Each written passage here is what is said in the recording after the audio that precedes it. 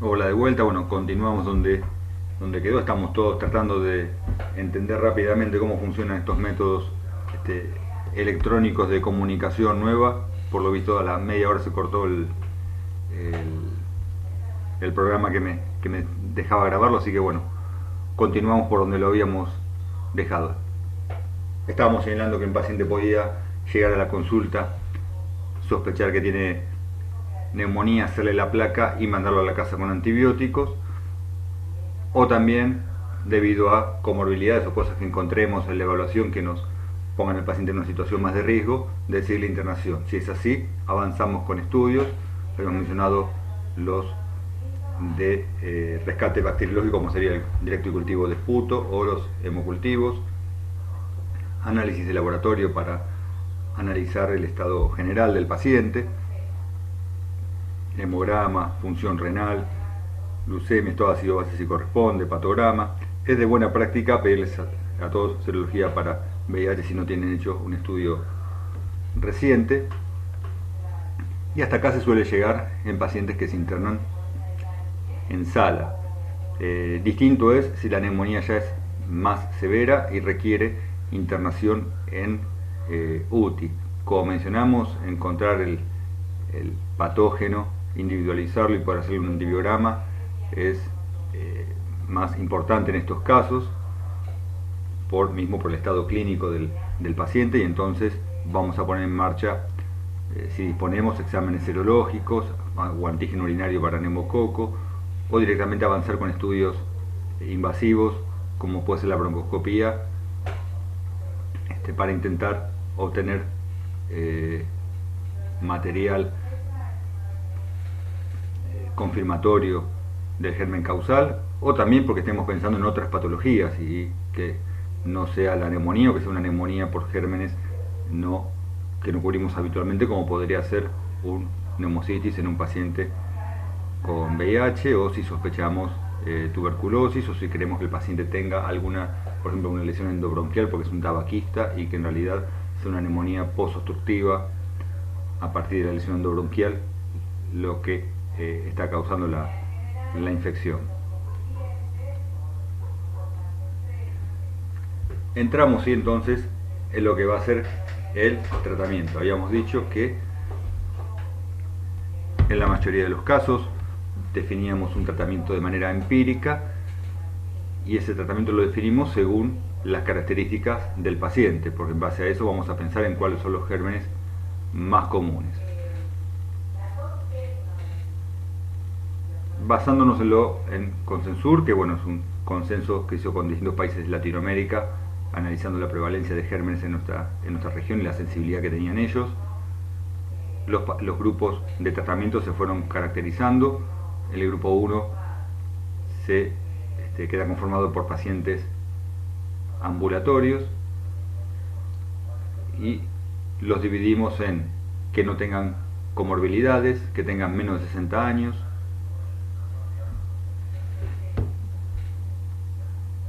el CRB de todo este grupo va a ser 0, es decir, claramente es un grupo de pacientes que se tratan en forma extrahospitalaria. Y en esta subdivisión que llamamos grupo 1A, que dijimos que eran pacientes más jóvenes y sin comorbilidades, el antibiótico de elección es la amoxicilina, 1 gramo cada 12 por 7 días. Si el paciente es alérgico, no tolera las penicilinas, podemos utilizar claritromicina, 500 cada 12 durante 7 días.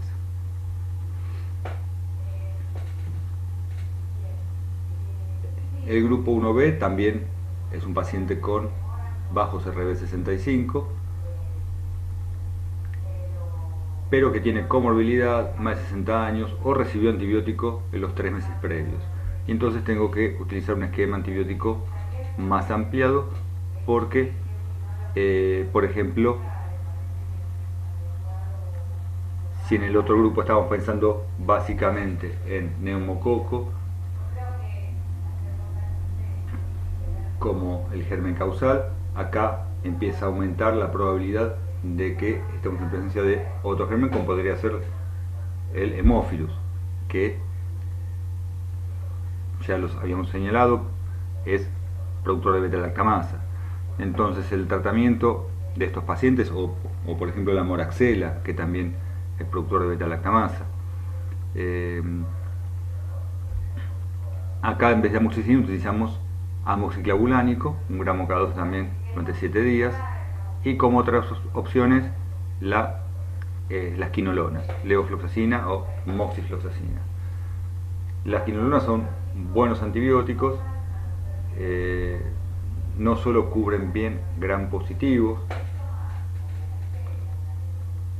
sino que además tienen cobertura hacia aquellos gérmenes que denominamos atípicos y que habitualmente los cubrimos con macrólidos. Estoy hablando de las clamidias y los micoplasmas.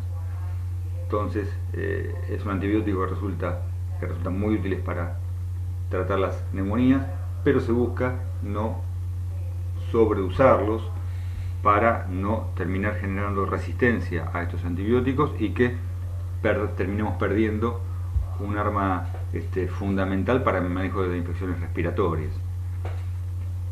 Pero bueno, si no podemos usar amoxiclavulánico, es la segunda opción. En embarazadas con alergia a penicilina, la eritromicina 500 cada 6 horas es el antibiótico a utilizar.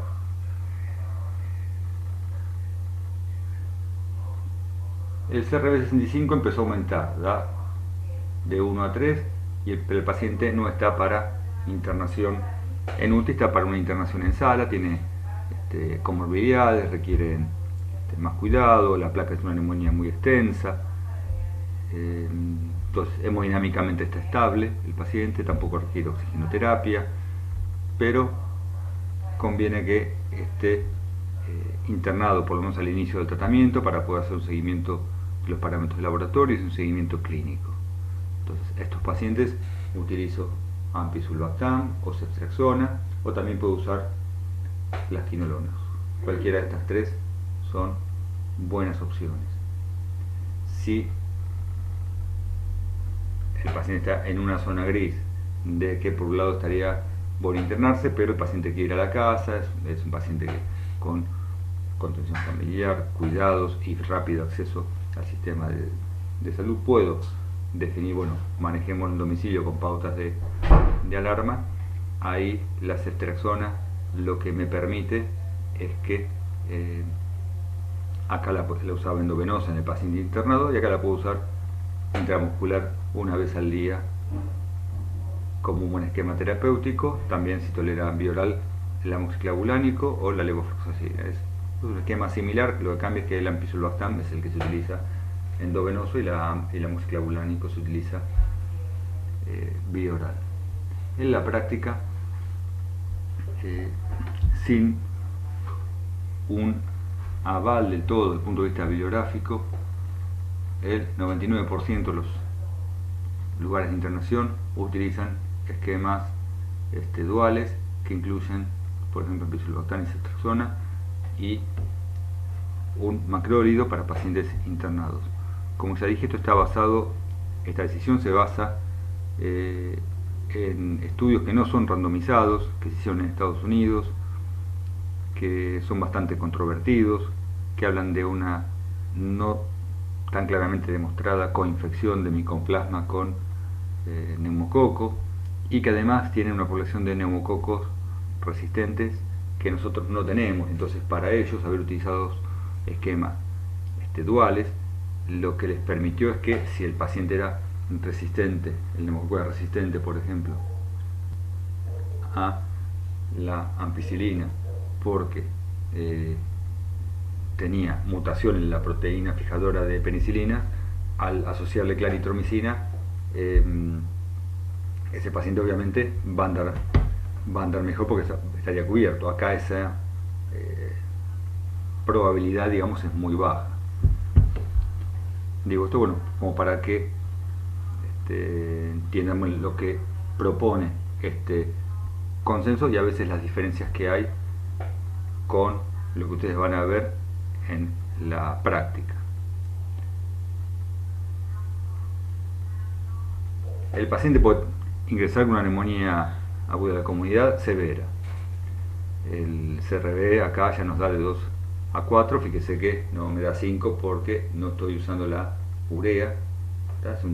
Esto lo evalué, por ejemplo, en un consultorio y decido que el paciente tiene que internarse, pero que está para internarse en terapia.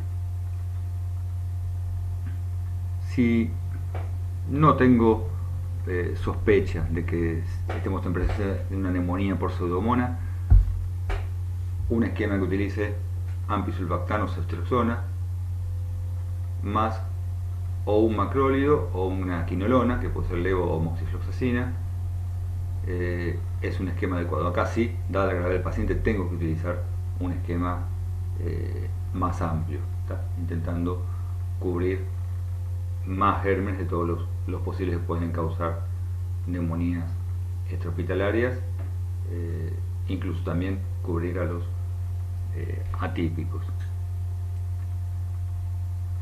La legionela no es muy común en nuestro medio, pero puede ser que yo sospeche pseudomonas. Lo que había mencionado como para tener en cuenta la pseudomonas es la presencia de bronquiectasias. Hay pacientes tabaquistas, también bronquíticos crónicos, que si uno les hace esputos de controles pueden estar colonizados, y uno de los gérmenes que los colonizan puede ser pseudomonas. Entonces, si yo sé que el paciente está colonizado por alguna pseudomona, tengo sí o sí que cubrirla, porque es un paciente que está con una neumonía severa, entonces lo tengo que cubrir de inicio hasta que tenga los resultados del aislamiento del germen y el antibiograma, y después en todo caso achicaré el esquema antibiótico hacia lo que encuentre, pero de manera empírica tengo que cubrirla, y ahí utilizo, por ejemplo, pipertazo, a lo que le agrego un aminoglucósido y un macrólido o una quinolona durante 7 a 10 días. Ahí tengo una cobertura amplia donde estoy incluyendo gérmenes gram positivos, atípicos y también gérmenes gram negativos.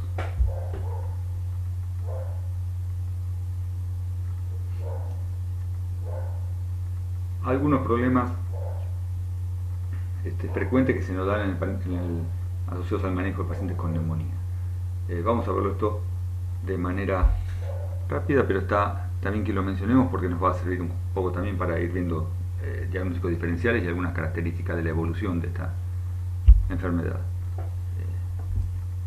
Las neumonías más o menos se resuelven radiográficamente en 4 a 8 semanas, es decir, la evolución normal de un paciente con neumonía es que la defervescencia, si la fiebre desaparece más o menos hacia el segundo o tercer día, a la semana el paciente está en condiciones de alta, pero la placa sigue todavía con consolidación. La reabsorción de toda esa inflamación pulmonar va a demorar aproximadamente un mes.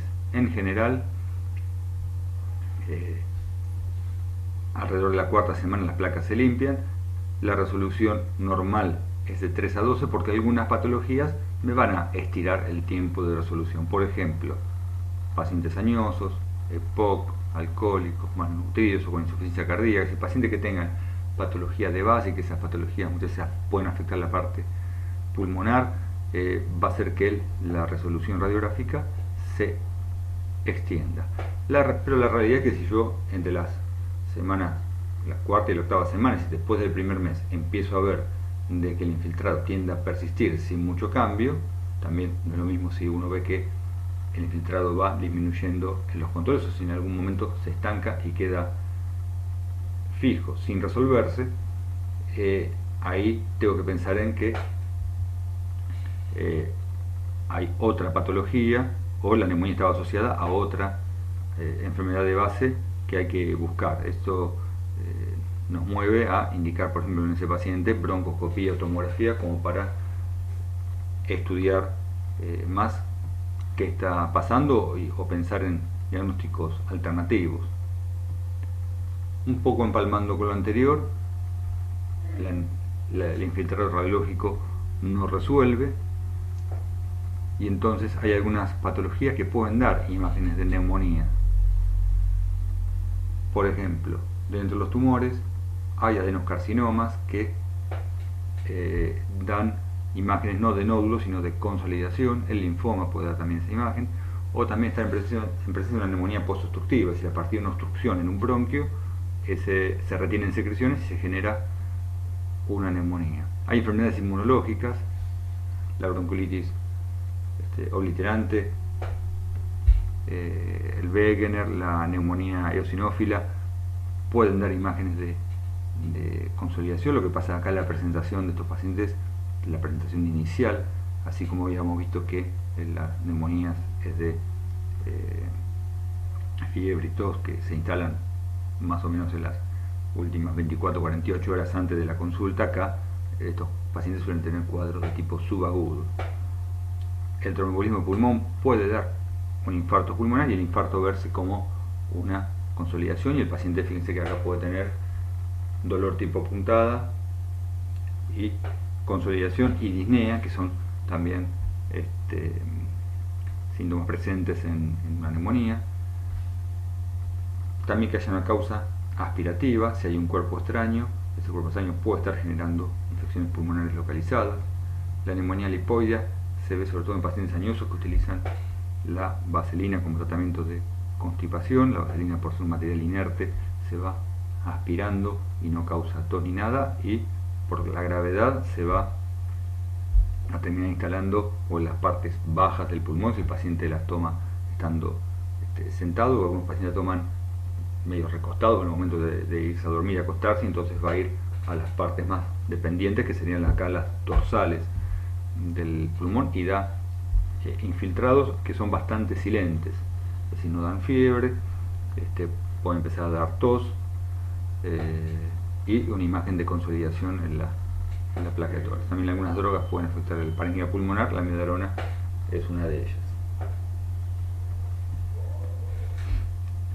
Puede ser que directamente la neumonía progrese y estamos utilizando antibióticos en forma empírica, y que ver que el paciente, en vez de tener la defervescencia esperada al segundo o tercer día, persiste con fiebre, persiste o empeora los infiltrados.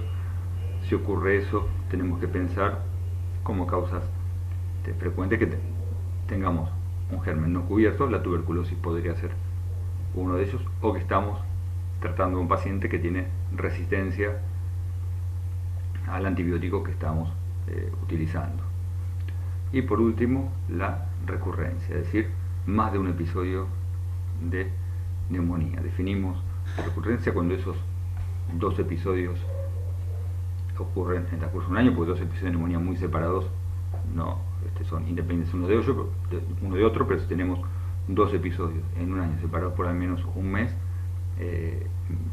lo denomino neumonía recurrente. Y ahí tengo que pensar en dos cosas: si las dos neumonías se producen en el mismo sector, que haya un trastorno local, una broncoscopía, una tomografía pueden ayudar a definirme si está pasando algo con el bronquio que está asociado a ese segmento del pulmón por el cual me está generando que ahí se produzcan neumonías, ya sea que haya un cuerpo extraño, que haya una estrechez bronquial de otra causa, o quizás una misma estrechez bronquial que quedó de una neumonía previa porque cicatrizó de manera aberrante y me termina favoreciendo que se produzca otra. Si las neumonías son en distintos lugares, lo que tengo que pensar es que haya algún trastorno inmunológico sistémico que esté favoreciendo las infecciones, como ser diabetes, asma, las patologías sistémicas que favorezcan la aparición de neumonía. Muy poquito de absceso pulmonar. En el absceso pulmonar lo que tenemos como característico es esto, es decir, una zona de necrosis grande que da lugar a una cavitación, acá con un nivel hidroaéreo. Esta necrosis que genera esta cavitación puede también dar lugar a generar una fístula, a drenar hacia el espacio pleural y dar empiema, o incluso hacia la pared.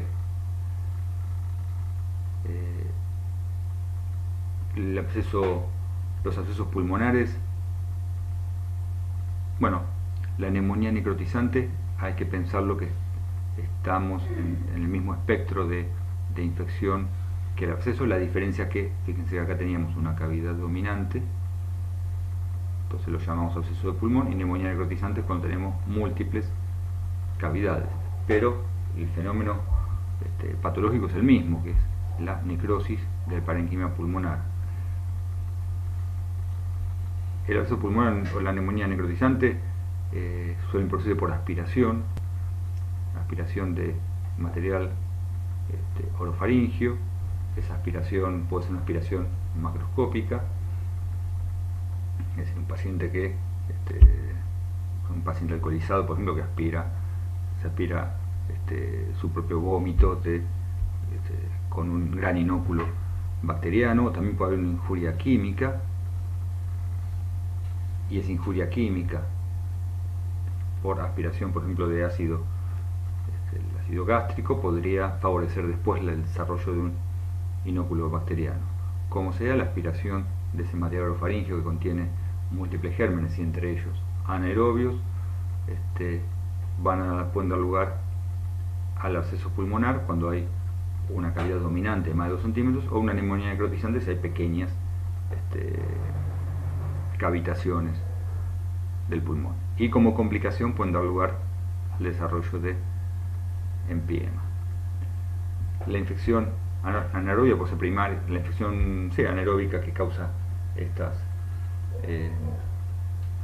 patologías, o el absceso o la neumonía necrotizante, puede ser primaria a partir de la aspiración de secreciones orofaríngeas por una infección dentaria o un evento de aspiración macroscópica, o secundaria a partir de una obstrucción bronquial o cuerpo extraño que favorezca que ahí se acantonen gérmenes provenientes de la vía aérea superior, o haya una enfermedad pulmonar subyacente que lo mismo altere los mecanismos de defensas locales y hagan que ahí se reproduzcan los gérmenes con más facilidad, como es la presencia de bronquiectasias, bullas. De todas maneras, si bien uno piensa en absceso o en neumonía necrotizante como enfermedad anaeróbica, no necesariamente son los anaerobios los únicos causantes. Lo clásico es que ellos estén presentes y tienen que estar cubiertos, ¿sí? Con el esquema antibiótico que elijamos, pero lo que se ha visto es que gérmenes aerobios producen estos cuadros de necrosis pulmonar. La Klebsiella se le encuentra frecuentemente, también el estáfilo, estreptococos. Dentro de la manifestación radiológica, si pensamos que nos aspiramos, por ejemplo, acostados en decúbito dorsal, la aspiración donde va a ir, y lo más probable que vaya del lado derecho, por ejemplo, ¿se acuerdan que el bronquio fuente derecho estaba más verticalizado, más horizontalizado del izquierdo, y va a ir hacia las partes posteriores del pulmón, si es que me aspiró en esa posición? Acá tenemos ejemplos de el absceso de pulmón. Tengamos en cuenta, no tiene nivel hidroaéreo porque por la ubicación drenaba fácil hacia la tráquea. Como diagnóstico diferencial, algunos tumores pueden cavitarse y dar una imagen parecida. Si encontramos una imagen muy engrosada en una de las paredes, con paredes muy irregulares, tenemos que pensar que quizás estemos en presencia de un tumor cavitado, más que de un absceso de pulmón. Esto como diagnóstico diferencial. A diferencia de la neumonía, acá el tratamiento no dura 7 días, sino que se prolonga hasta la resolución radiológica, y suele durar entonces de 4 a 8 semanas, y se utiliza generalmente amoxiclavulánico, porque el amoxiclavulánico cubre bien los anaerobios, y otra opción puede ser utilizar las quinolonas, que también cubren bien la flora anaerobia y los gérmenes que pueden estar aeróbicos, que pueden estar implicados. Y muchas veces si el paciente no responde clínicamente, o si son abscesos muy grandes, o acompañados de hemorragia, o presumo un cáncer de pulmón, el tratamiento es quirúrgico, y otra posibilidad es el tratamiento percutáneo, que es drenarlo poniendo, guiado por tomografía, un catéter para sacar el contenido purulento de que hay dentro del acceso, junto a esto con instilar antibiótico y tomar antibióticos vía oral.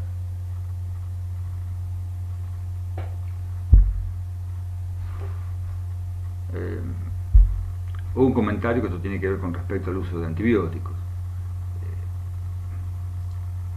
La mayoría de los pacientes que se presentan a la consulta con infección respiratoria no tienen neumonía, suelen ser cuadros bronquiales, la mayoría no requieren antibióticos, y digamos que la mayoría de las infecciones entonces de la comunidad no son neumonía, sino que son de la infección de la vía superior o infecciones bronquiales. Sin embargo,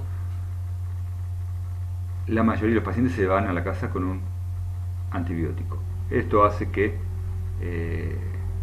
más allá del aumento del costo del tratar al paciente, el riesgo biológico concreto es que estamos generando resistencia en los gérmenes patógenos, y esto debemos evitarlo para que los antibióticos sigan cumpliendo su función y nos se vuelvan más difíciles de tratar las neumonías que realmente los requieren. Entonces hay que intentar identificar cuando un paciente se presenta con síntomas de infección respiratoria si estamos o no frente a una neumonía aguda de la comunidad o una infección bronquial o viral que no requiere antibióticos. La placa de tórax dijimos que era obviamente fundamental para diagnosticar neumonía. La proteína C reactiva podría ser un marcador también de inflamación. Por aumentos por arriba de 50 a 100 se ven en neumonía aguda de la comunidad y no en infecciones bronquiales que no requieren tratamiento. Y ante la duda también podemos ponerle la tomografía. Para cerrar la charla, estamos ahora en época de una pandemia muy particular que se está generada por el COVID-19. Da lamentablemente infección respiratoria baja, da neumonía, a diferencia de las neumonías por influenza, que uno veía la sobreinfección bacteriana como algo muy común. Acá no se ve tanta sobreinfección bacteriana, sino que es el mismo germen viral el que termina causando la evolución de la enfermedad, formas pulmonares severas y el distrés. Déjenme mostrarles algunas tomografías como para ver las diferencias que tienen respecto a las que vimos antes. Esto es un infiltrado que se llama en vidrio esmerilado, ground glass, porque observen que las opacidades, si comparamos esto con esto que sería parénquima normal, acá se ve que hay aumento de la densidad, pero estas opacidades permiten ver los vasos subyacentes, digamos el parénquima pulmonar subyacente. Cuando es así, se llaman tipo en vidrio esmerilado o ground glass. Se ven en estos pacientes que con COVID. También los infiltrados pueden ser más densos. Estas son opacidades, acá incluso se ve el broncograma, se ven opacidades más densas que no dejan de ver los vasos a su través, como veíamos acá. Entonces estas son consolidaciones, fíjense que son parcelares, es decir, no afectan todo un segmento, todo el lóbulo, sino una porción, y son bilaterales.